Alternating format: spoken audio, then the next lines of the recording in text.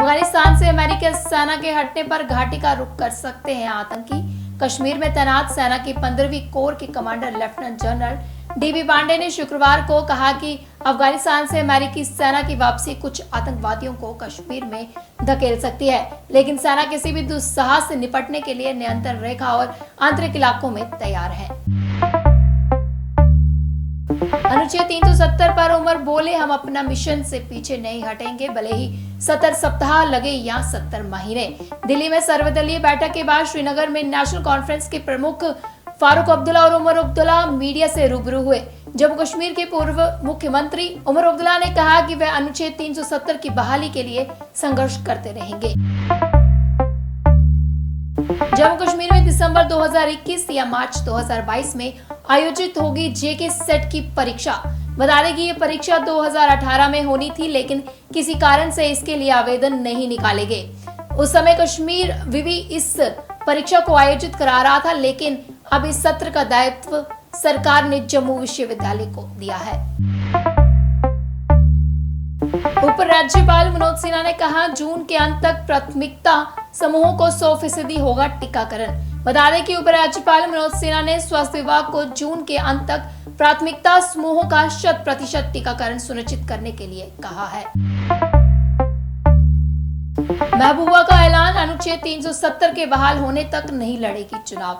दिल्ली में सर्वदलीय बैठक के एक दिन बाद शुक्रवार को मीडिया से बात करते हुए पीडीपी प्रमुख महबूबा मुफ्ती ने बड़ी घोषणा करते हुए कहा कि जब तक जम्मू कश्मीर में अनुच्छेद 370 बहाल नहीं हो जाता, तब तक वह चुनाव नहीं लड़ेगी। यदि चुनाव में उनकी पार्टी को जीत हासिल भी होती है, तब भी वह मुख्यमंत्री नहीं बनेगी।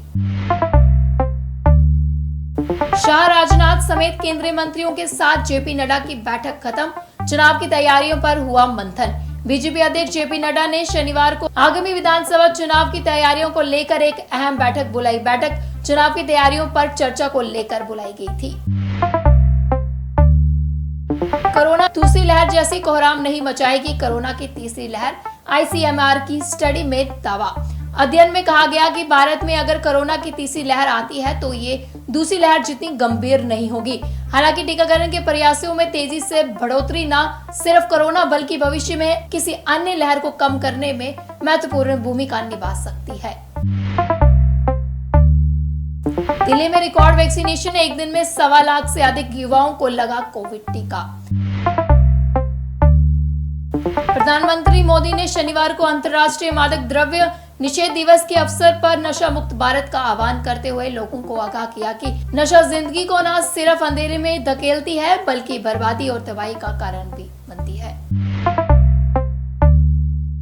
तमिलनाडु में डेल्टा प्लस वेरिएंट से पहली मौत, 3 में से 2 मरीज हुए ठीक। तमिलनाडु के चिकित्सा एवं परिवार कल्याण मंत्री एम सुब्रमण्यम ने कहा कि डेल्टा प्लस वेरिएंट के 3 नए मामले सामने आए हैं, जिनमें से 2 संक्रमण मुक्त हो चुके हैं और 1 की मौत हो गई है। ठगी होने पर तुरंत करें इस नंबर पर फोन, बच जाएगी जिंदगी भर की कमाई। होम मिनिस्ट्री और दिल्ली पुलिस की साइबर सेल ने 155260 हेल्पलाइन पर शुरू किया है। यदि आप किसी भी तरह से ऑनलाइन फ्रॉड के शिकार होते हैं तो तुरंत इन नंबरों पर कॉल करें। 7 से 8 मिनट में आपके खाते से उड़ाए गए पैसे जिस आईडी से दूसरे खाते में ट्रांसफर हुए होंगे, हेल्पलाइन से उस बैंक या ई साइट को अलर्ट मैसेज पहुंचेगा, फिर रकम होल्ड पर चली जाएगी।